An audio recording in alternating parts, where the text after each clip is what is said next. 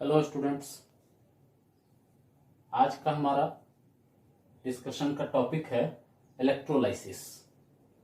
इससे पहले के टॉपिक्स में हम लोगों ने गैल्वेनिक सेल या वोल्टिक सेल के बारे में डिस्कस किया था। इलेक्ट्रोलाइसिस उसके अपोजिट कंसेप्ट में है। हम लोग डिस्कस करते हैं व्हाट इज इलेक्ट्रोलाइसिस। इलेक्ट्रोलाइसिस क्या है? इलेक्ट्रोलाइसिस एक फेनोमेना है, the phenomena where chemical changes takes place. Chemical changes takes place when electric current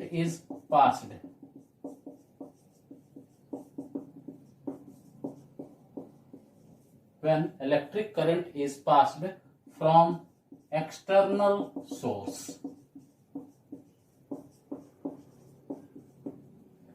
जब किसी बाहरी सोर्स से करंट को हम लोग पास करते हैं और उस करंट के कारण केमिकल चेंजेस हो तो that phenomena is called electrolysis. उसी को हम लोग इलेक्ट्रोलाइसिस कहते हैं। मींस यहां पर है इनपुट के तौर पर हम लोग इलेक्ट्रिक एनर्जी, इनपुट के तौर पर हम लोग इलेक्ट्रिकल एनर्जी को डालते हैं और उसका आउटपुट हमें मिलता है केमिकल चेंजेस। एक्सटर्नल सोर्स से जब हम करंट पास करते हैं और इंटरनली केमिकल चेंज होना शुरू हो जाए तो that phenomena is called electrolysis. और इस इलेक्ट्रोलाइसिस को जहां पर कैरी कराया जाता है, जहां पर ये इलेक्ट्रोलाइसिस का फेनोमेना होता है, that device, that equipment is called electrolytic cell. जहां पर भी ये कैरी आउट होता है इलेक्ट्रोलाइसिस की घटना को, that is called electrolytic cell. उसको हम लोग इलेक्ट्रोलाइटिक सेल कहते हैं। इलेक्ट्रोलाइटिक सेल क्या है? इलेक्ट्रोलाइटिक सेल वो डिवाइस है जो नॉर्मली एक इनर्ट मटेरियल से या ग्लास से बना होता है। नॉर्मली हम लोग इस जार को, जिसमें भी ये इलेक्ट्रोलाइसिस को कराया जा रहा है, वो आइदर ग्लास का होता है या ऐसे किसी भी सब्सटेंस का हम लोग लेते हैं जो केमिकली रिएक्ट ना करे इसमें डाले गए इलेक्ट्रोलाइट्स से।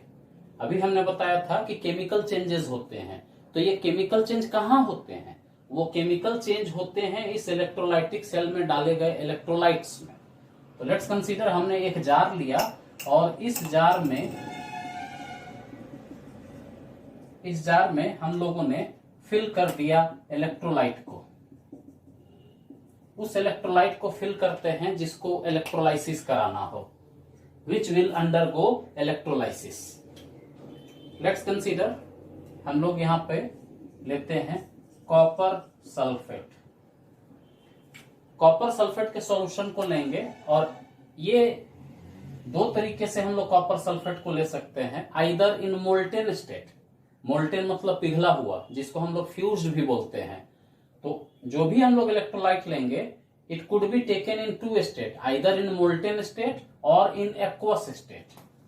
तो मोल्टेन स्टेट या एक्वस स्टेट किसी में भी हम लोग इसको ले सकते हैं और इसमें हम लोग इलेक्ट्रोड्स को डिप करते हैं। और सभी लोग जानते हो इलेक्ट्रोड्स दो तरह के होते हैं, एनोड एंड कैथोड।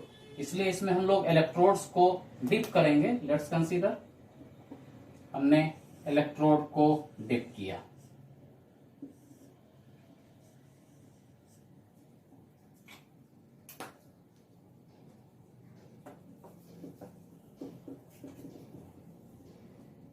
इस इलेक्ट्रोड्स में एक्सटर्नल सोर्स से हम करंट को पास कराएंगे और करंट हमेशा डीसी करंट होता है और डीसी करंट होने की वजह से हमें बैटरी को लगाना होगा। This is battery, external source. और बैटरी हमेशा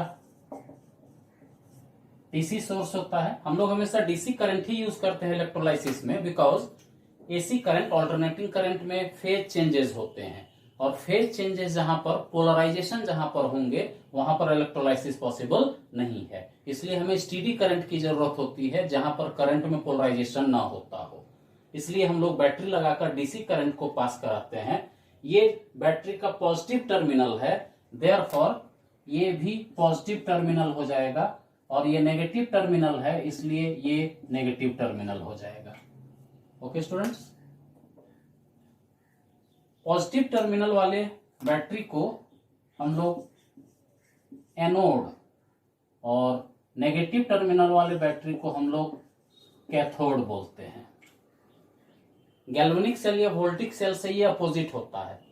गैल्वेनिक सेल में एनोड पे नेगेटिव चार्ज होता था और कैथोड पे पॉजिटिव चार्ज होता था, इसलिए ये कंसेप्ट उससे उल्टा है। यहाँ पे एनोड पे पॉजिटिव चार्ज होता है और कैथोड पे नेगेटिव चार्ज होता है। पॉजिटिव चार्ज एनोड पर क्यों है? Because positive terminal of the battery is connected with this, इसलिए इसमें पॉजिटिव चार्ज होगा।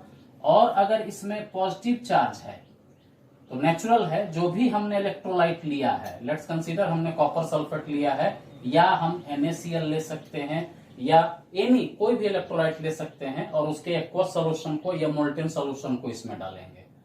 जो हम इलेक्ट्रोड्स लेते हैं ये दो तरीके के हो सकते हैं।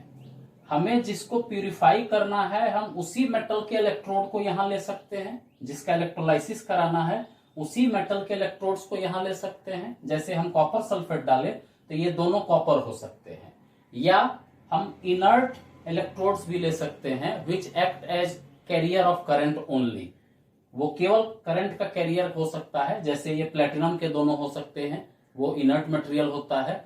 या हम कॉपर सल्फेट ले रहे हैं तो कॉपर, सिल्वर नाइट्रेट ले रहे हैं तो सिल्वर के रॉड को ले सकते हैं, जिंक सल्फेट का इलेक्ट्रोलिसिस करा रहे हैं तो जिंक भी ले सकते हैं। यानी कि हमारा इलेक्ट्रोड दो टाइप से होता है, एक जो भी आयंस में मेटल पोर्शन है उनके मेटालिक रॉड को हम इलेक्ट्रोड बना सकते हैं, या न्यूट्रल किसी भी इनर्ट मटेरियल को लेकर हम लोग इलेक्ट्रोड्स को बना सकते हैं। अब इलेक्ट्रोलाइसिस में क्या चेंजेस होता है?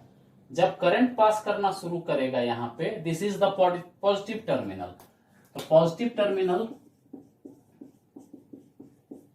एनोड। लेकिन हमेशा एक बात को ध्यान रखेंगे, पॉजिटिव टर्मिनल्स पर हमेशा लॉस ऑफ इलेक्ट्रॉन, यानी कि एनोड, जैसा कि मैंने पीछे भी बताया था, anode will always show oxidation and cathode will always show reduction. हमेशा इस पे ऑक्सीडेशन ही होगा और हमेशा इस पे रिडक्शन ही होगा। This is the common phenomena, ये एक कॉमन फेनोमेना है। तो इसमें रिएक्शंस क्या होते हैं? तो इसमें सिंपल से रिएक्शंस हैं। लेट्स कंसीडर हमने कॉपर सल्फेट लिया और कॉपर सल्फेट लेकर कॉपर के रॉड्स को यहां पर हम लोगों ने इम्प्लाई कर दिया। करंट को जैसे ही पास करेंगे हम, तो ये कॉपर का rod it will start disintegrating, वो ऑक्सीडेशन दिखाना शुरू कर देगा। तो कॉपर सॉलिड ये चेंज करेगा, कॉपर प्लस प्लस और दो इलेक्ट्रॉन को लूज करेगा एंड एनोड पर वो ऑक्सीडाइज कर जाएगा। और कैथोड पर, कैथोड जो कि नेगेटिव चार्ज है, तो इस नेगेटिव चार्ज कैथोड पर वो कॉपर फिर से वापस, जो सॉल्यूशन में पहले से बहुत सारे कॉपर हैं और यहां से हम लोगों को जो कॉपर मिला, वो कॉपर वापस कैथोड जो कि नेगेटिव टर्मिनल है वहां पे वो कॉपर वापस रिड्यूस होना शुरू हो जाएगा और कॉपर सॉलिड के तौर पर डिपॉजिट कर जाएगा कैथोड में।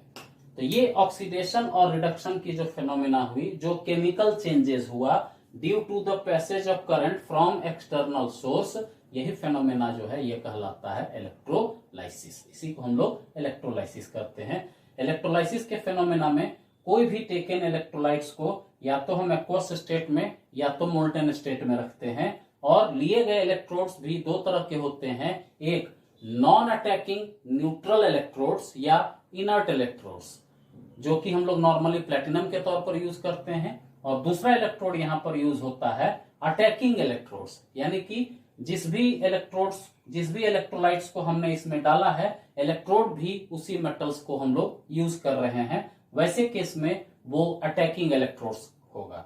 जैसे कॉपर सल्फेट में हमने कॉपर का इलेक्ट्रोड लिया, सिल्वर नाइट्रेट में सिल्वर का लिया, जिंक सल्फेट में जिंक का रॉड लिया, तो वो अटैकिंग इलेक्ट्रोड्स होंगे। तो इस तरीके से ये इलेक्ट्रोलाइसिस का फेनोमेना होता है। मेन बात हम लोगों को जो यहां पर समझना है कि इस इलेक्ट्रोलाइसिस में अगर हम इलेक्ट्रोलिसिस करा रहे हैं तो एनोड पर और कैथोड पर क्या लिबरेट होंगे और क्या डिपॉजिट होंगे। एनोड्स पर ऑक्सीडेशन के कारण कुछ लिबरेट हो सकता है, कैथोड पर रिडक्शन के कारण कुछ लिबरेट हो सकता है या रिलीज हो सकता है या डिपॉजिट हो सकता है। तो इलेक्ट्रोलिसिस का मेन कंसेप्ट यही है कि व्हाट डिपॉजिटेड और liberates at the electrode during electrolysis. Electrolysis के दौरान क्या लिबरेट करता है और क्या डिपॉजिट करता है।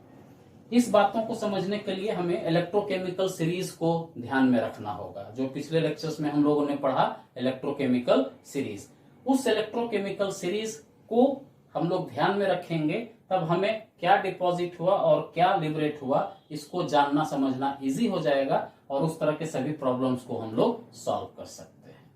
तो मैं कुछ अब यहाँ प्रॉब्लम दूंगा और एक डाटा बना रहा हूं, जिसको देखकर आप अनुमान लगा सकते हैं कि क्या लिबरेट होंगे और क्या डिपॉजिट होंगे।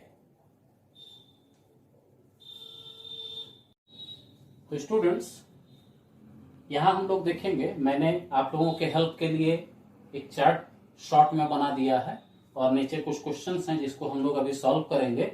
इलेक्ट्रोलिसिस में एनोड और कैथोड पर क्या लिबरेट होंगे या क्या डिपॉजिट होंगे। इस चार्ट को देखें, अगर पोटेशियम से कोबाल्ट की ओर हम जा रहे हैं। पोटेशियम हाईली इलेक्ट्रोनेगेटिव एलिमेंट है, -2.9। सोडियम ये भी इलेक्ट्रोनेगेटिव है, -2.7, -2.37, -1.66। इस तरह से हम इधर की ओर बढ़ते चले जाते हैं। हाईली इलेक्ट्रोनेगेटिव से पॉजिटिव की ओर हम लोग जा रहे हैं। सभी मेटल्स हैं, लेकिन इनके इलेक्ट्रोड पोटेंशियल्स का वैल्यू पॉजिटिव में है। हाइड्रोजन 0, हाइड्रोजन के नेक्स्ट में सभी पॉजिटिव वाले हैं। तो इसको अगर हम लोग ध्यान से देखें तो यहां पर ये दिख रहा है इंक्रीजिंग ऑर्डर ऑफ डिपोजिशन, यानी कि हम जैसे इससे इधर की ओर बढ़ते जाएंगे, इलेक्ट्रोलिसिस में इनके डिपॉजिट होने के चांसेस ज्यादा हैं। पोटेशियम के कंपैरिजन में एल्युमिनियम और एल्युमिनियम के कंपैरिजन में मरकरी, मरकरी के कंपैरिजन में कोबाल्ट इलेक्ट्रोलिसिस में ज्यादा डिपॉजिट होंगी। ये लिखा हुआ है। दूसरा है, यहां पर हमने मेंशन किया है लो डिस्चार्ज पोटेंशियल। लो डिस्चार्ज पोटेंशियल का मतलब है जैसे जैसे हम इधर मूव कर रहे हैं, उनके डिपॉजिट होने के लिए पोटेंशियल का रिक्वायरमेंट लो है, क्योंकि जितना पोटेंशियल हाई होगा, डिस्चार्ज होने का, डिपॉजिट होने के चांसेस उतने लो होते चले जाते हैं। इसलिए लेफ्ट टू राइट हम मूव कर रहे हैं तो डिस्चार्ज पोटेंशियल लो होते जा रहा है और इसलिए इंक्रीजिंग ऑर्डर ऑफ डिपोजिशन बढ़ते जा रहा है। और इलेक्ट्रोकेमिकल सीरीज के डाटा में मैंने बताया था, जैसे जैसे पॉजिटिव पोटेंशियल्स की ओर हम लोग जानते हैं तो SRP, standard reduction potential, high होता जाता है, यानी कि उनके डिपॉजिट करने के चांसेस हाई होते जाते हैं। सिमिलरली कुछ नॉन मेटल्स को मैंने यहां पर दिया है, या एनायंस को मैंने मेंशन किया है। Fluorine strongest oxidising agent, fluorine के कंपैरिजन में नाइट्रेट ये जल्दी डिपॉजिट करेंगी, नाइट्रेट के कंपैरिजन में क्लोरीन और क्लोरीन के कंपैरिजन में आयोडीन इलेक्ट्रोलिसिस के दौरान ज्यादा जल्दी डिपॉजिट करेगी या लिबरेट हो जाएंगी। इसलिए ये लिखा हुआ है increasing order of deposition. Left to right हम जा रहे हैं तो इनके डिपॉजिट होने के ऑर्डर बढ़ते चले जा रहे हैं, यानी कि आयोडीन कंपैरेटिवली सबसे ज्यादा एनोड या कैथोड पर डिपॉजिट करेगी या लिबरेट होंगी। Simply low discharge potential, left to right बढ़ेंगे तो उनके डिस्चार्ज होने के लिए, एनोड या कैथोड पर डिपॉजिट होने के लिए पोटेंशियल का रिक्वायरमेंट मिनिमम होगा। और सिंपली ये एनायंस हैं, इसलिए इनका एसआरपी लो होगा। कैटायंस के लिए एसआरपी हाई और इसके लिए एसआरपी लो। अब इसी कंसेप्ट को और इलेक्ट्रोकेमिकल सीरीज के डाटा को ध्यान में रखकर हम लोग इलेक्ट्रोलिसिस के इन प्रॉब्लम्स को सॉल्व करेंगे। एनोड और कैथोड पर क्या डिपॉजिट करेंगी। फर्स्ट क्वेश्चन से आते हैं। Aqueous NaCl with platinum electrode, यानी कि हमने प्लेटिनम इलेक्ट्रोड का एनोड और कैथोड बनाया है और NaCl को हमने एक्वस लिया है। मैं सिंपल ट्रिक बताता हूं जिससे आप समझ सकेंगे और पता कर सकते हैं कि कौन डिपॉजिट करेगा और कौन लिबरेट करेगा। तो सिंपल सा एक पहले आप चार्ट बना लो, एनोड और कैथोड। इलेक्ट्रोलिसिस में मैंने बताया एनोड के ऊपर में पॉजिटिव चार्ज होता है, तो यहां आप मेंशन कर लो पॉजिटिव, और कैथोड पर नेगेटिव चार्ज होता है, यहां आप मेंशन कर लो नेगेटिव। फर्स्ट क्वेश्चन में NaCl एक्वस है, तो NaCl एक्वस होने का मतलब है कि जब ये एक्वस सॉल्यूशन NaCl का हम लोग बनाएंगे, इट विल आयोनाइज, वो आयंस में चेंज कर जाएंगे, और क्या क्या आयन हमें मिलेंगे, Na+ मिलेगा हमें, फिर Cl- मिलेगा हमें। इसके अलावा चूंकि ये एक्वस सॉल्यूशन है इसलिए वाटर भी आयोनाइज कर जाएगा, बहुत लो एक्सटेंट में करेगा लेकिन करेगा जरूर। ये बनेगा H+ और OH- में। यानी कि जब हमने NaCl का इलेक्ट्रोलिसिस शुरू किया तो हमारे पास इलेक्ट्रोलाइटिक सेल में इतने आयंस मौजूद हैं। यही आयंस एनोड और कैथोड पर लिबरेट होंगे या डिपॉजिट होंगे। अब कॉमन से लॉजिक पर आएंगे। हमारे पास एनोड पर क्या डिपॉजिट करेगा या क्या लिबरेट करेगा? एनोड पर ऑक्सीडेशन होता है और इसका चार्ज है पॉजिटिव, तो नेचुरल है पॉजिटिव चार्ज की ओर नेगेटिव चार्ज अट्रैक्ट होगा। हमारे पास नेगेटिव चार्ज क्या है, तो मैं यहां शॉर्ट में फिर से मेंशन कर दूं ताकि आप समझ सकें। हमारे पास नेगेटिव चार्ज है क्लोरीन और हाइड्रोक्सिल। एनोड पर पॉजिटिव है, पॉजिटिव की ओर अट्रैक्ट करेगा नेगेटिव। अब ये दोनों में से अब कौन अट्रैक्ट करेगा? तो सिंपल है, आप इस रूल फॉलो करें। हमारे पास दो आयंस हैं, दो एनायंस है, क्लोरीन और हाइड्रोक्सिल। हाइड्रोक्सिल पहले है, क्लोरीन बाद में है, यानी कि इन दोनों के कंपैरिजन में क्लोरीन पहले डिपॉजिट कर जाएगा या वो पहले ऑक्सीडाइज हो जाएगा। बिकॉज एनोड पर ऑक्सीडेशन होता है तो क्लोरीन ऑक्सीडाइज होगा, न कि हाइड्रोक्सिल आयन। तो क्लोरीन कैसे ऑक्सीडाइज होगा?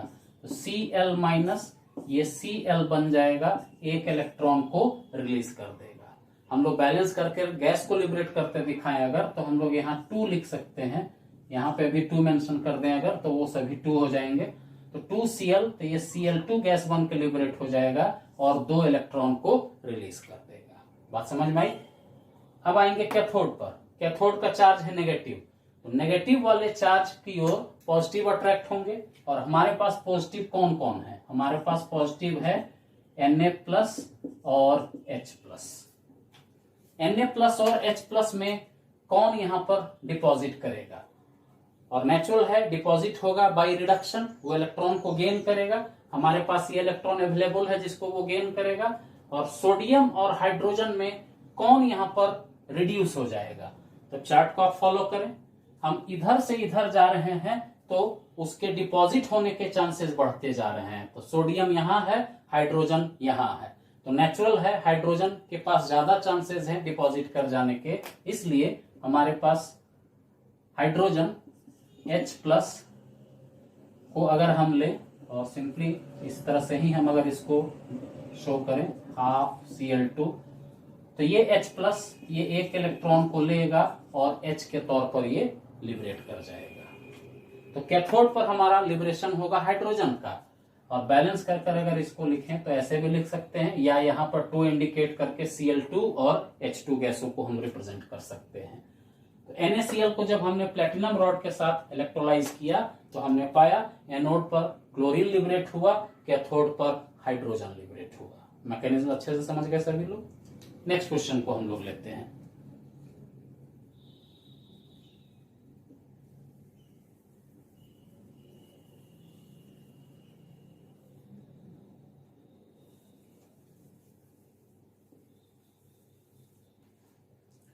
नेक्स्ट क्वेश्चन है copper sulphate using platinum rod.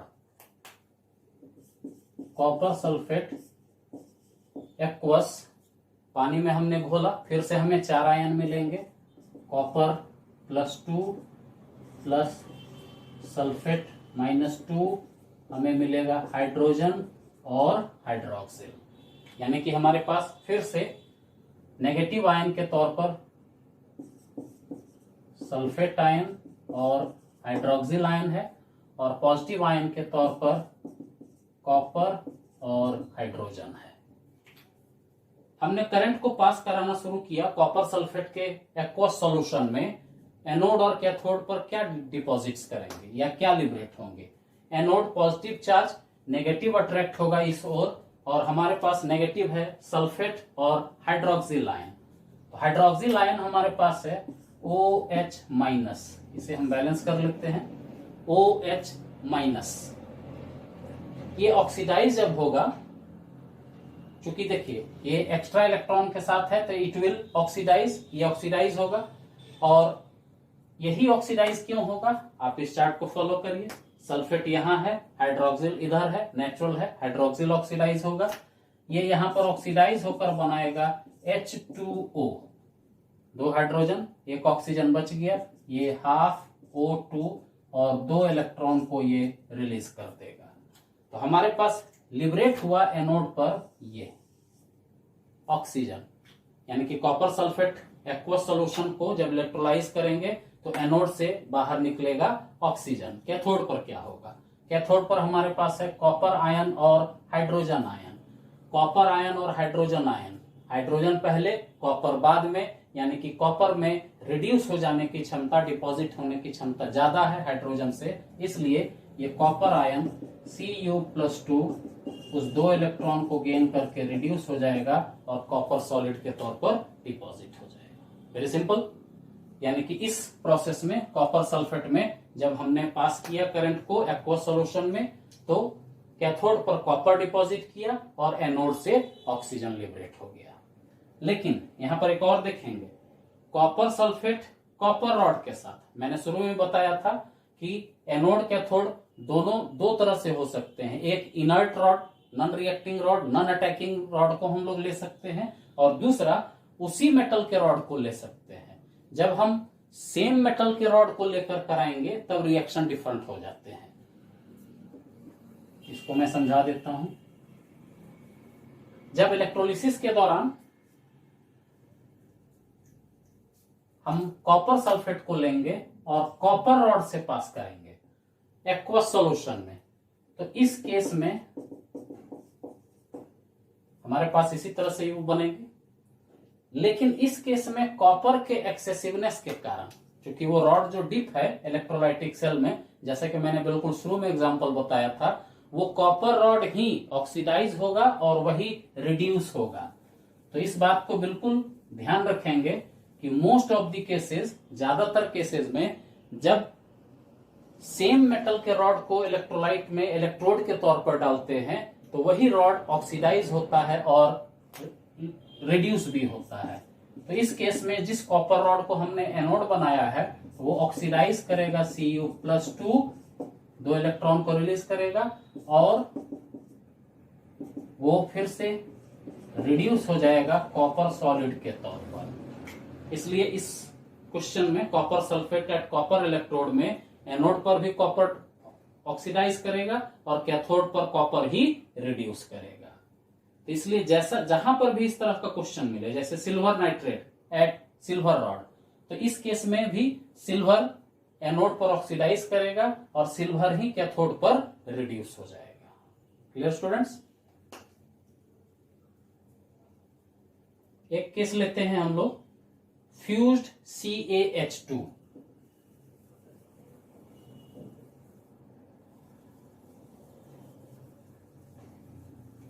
Fused का मतलब होता है मोल्टन, CaH2 फ्यूज्ड। हमने इसे पिघला दिया, मोल्टन स्टेट में ले आया। तो मोल्टन स्टेट में लाने के कारण इसमें कोई वाटर नहीं मौजूद है, सिर्फ और सिर्फ यही आयन मौजूद है, Ca+2 एंड 2H-। इस तरीके से ये दोनों वहां पे मौजूद है। अब सिंपल है, anode negative charge, sorry positive charge की ओर अट्रैक्ट होगा। नेगेटिव चार्ज हमारा नेगेटिव चार्ज है 2H-, ये ऑक्सीडाइज होगा, H2 गैस बनकर रिलीज हो जाएगा और 2 इलेक्ट्रॉन को वो रिलीज करेगा। ये 2 इलेक्ट्रॉन को ये गेन कर लेगा, Ca+2 2 इलेक्ट्रॉन गेन किया और ये Ca सॉलिड के तौर पर कैथोड में जमा हो जाएगा। तो बच्चों याद रखोगे NaCl CaH2 या एनी कोई भी इलेक्ट्रोलाइट अगर वो मोल्टेन या फ्यूज स्टेट में इलेक्ट्रोलाइटिक सेल में डालकर इलेक्ट्रोलिसिस किया जाए तो जिन इलेक्ट्रोलाइट्स में हमने लिया है उसका एनायन ही ऑक्सीडाइज करेगा और उसका कैटायन ही डिपॉजिट करेगा। इसमें और कोई थर्ड या फोर्थ आयन एनायन का कोई रोल नहीं होता है। ये बहुत सिंपल सा लॉजिक है। तो इस तरीके से हम लोगों ने ये देखा कि कैसे हम इलेक्ट्रोलिसिस के दौरान ये पता कर सकते हैं कि एनोड और कैथोड पर क्या डिपॉजिट करेंगी, कौन डिपॉजिट करेंगी, एनोड से क्या लिबरेट करेगा, कैथोड से क्या डिपॉजिट होगा। तो इस तरह के क्वेश्चंस को आप रिपीट फर्दर बिना किसी हेल्प के फिर से इसको रिपीट कर कर आप अपना प्रैक्टिस कर सकते हैं। सिमिलर क्वेश्चंस को टेक्स्ट बुक में भी देख सकते हैं, इनमें और डिफरेंट टाइप्स ऑफ प्रॉब्लम को सॉल्व कर सकते हैं। तो this was our topic electrolysis. इस टॉपिक को पढ़ने के बाद एक छोटा टॉपिक और अराइज होता है। हम लोगों ने पीछे पढ़ा था गैल्वेनिक सेल। तो what is difference between electrolytic cell and galvanic cell, और बहुत बार रफली इलेक्ट्रोकेमिकल सेल को ही गैल्वेनिक सेल कह दिया जाता है सिनोनिमस के तौर पर।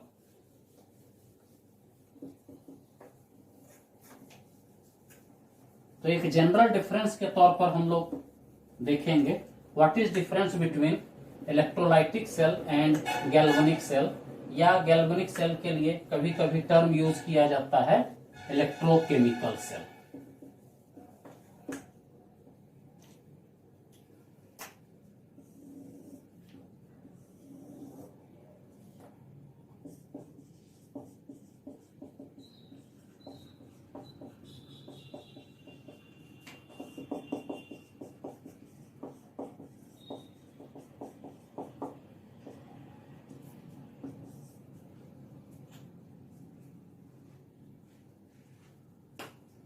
गैल्वेनिक और वोल्टिक सेल, जैसे कि मैंने बताया कभी कभी इसको इलेक्ट्रोकेमिकल सेल रफली भी बोलते हैं, लेकिन एक्चुअली वो सही वर्ड नहीं है।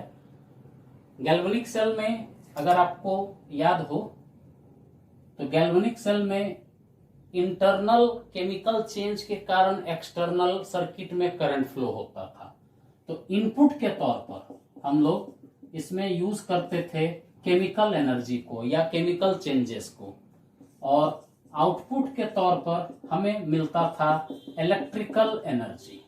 इंटरनल केमिकल चेंज हुआ जिससे एक्सटर्नल सर्किट में इलेक्ट्रिकल एनर्जी का फ्लो हुआ।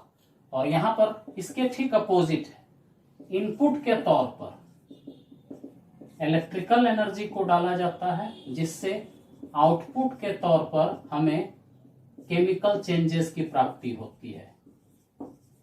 हमने एक्सटर्नल सोर्स से डीसी सोर्स से करंट को डाला और इंटरनली केमिकल चेंज हुआ। तो ये पहला मेजर डिफरेंस है दोनों के बीच में। दूसरा, एनोड और कैथोड पर symbols, charges difference. Anode negative और कैथोड पॉजिटिव होता है गैल्वेनिक सेल में, जबकि यहां उसके उल्टा होता है। एनोड पॉजिटिव होता है और कैथोड नेगेटिव होता है। स्टूडेंट्स ध्यान रखेंगे केवल चार्ज का ही डिफरेंस होता है, बाकी मैकेनिज्म बिल्कुल सेम होता है। एनोड वो है जहां पर ऑक्सीडेशन होगा, चाहे वो गैल्वेनिक सेल का एनोड हो या इलेक्ट्रोलाइटिक सेल का एनोड हो, दोनों केस में ऑक्सीडेशन ही होंगे। चार्जेस या सिंबल्स जो है इनके सेपरेट होते हैं, लेकिन बेसिक फेनोमेना दोनों में एक्टिविटी बिल्कुल सेम होता है। थर्ड, हमने देखा यहां पर सॉल्ट ब्रिज होता है, विदाउट सॉल्ट ब्रिज ये नहीं बन सकता है, और यहां पर किसी भी तरह का सॉल्ट ब्रिज का रिक्वायरमेंट नहीं होता है। No salt bridge is required. अभी हमने फिगर भी बनाया था, कहीं भी हम लोगों ने सॉल्ट ब्रिज को नहीं लगाया था। यहां पर 2 जार, नॉर्मली गैल्वेनिक सेल जो होते हैं उसमें 2 जार होते हैं, लेकिन यहां पर हमने देखा सिंगल जार, एक ही जार में जो है 1 जार या सिंगल जार का ही इस्तेमाल होता है इलेक्ट्रोलिसिस को करने के लिए। और गैल्वेनिक सेल में discharge only takes place at cathode. Discharge only takes place at cathode. Discharge केवल कैथोड पर होता है और यहां पे हमने देखा discharge takes place both at anode and cathode. हमने यहां पाया कि डिस्चार्ज एनोड और कैथोड दोनों पर होता है, जबकि यहां पर डिस्चार्ज केवल कैथोड पर होता है। तो ये कुछ मेजर डिफरेंसेस हैं। This is the basic difference between galvanic cell and voltaic cell, galvanic cell and electrolytic cell. तो हमारा आज का टॉपिक था students electrolysis, application of that electrolysis. हमने प्रॉब्लम्स के थ्रू देखा एनोड और कैथोड पर कैसे लिबरेशन या डिपोजिशन को हम लोग पहचानते हैं, और what is the difference between galvanic cell and electrolytic cell. Okay students.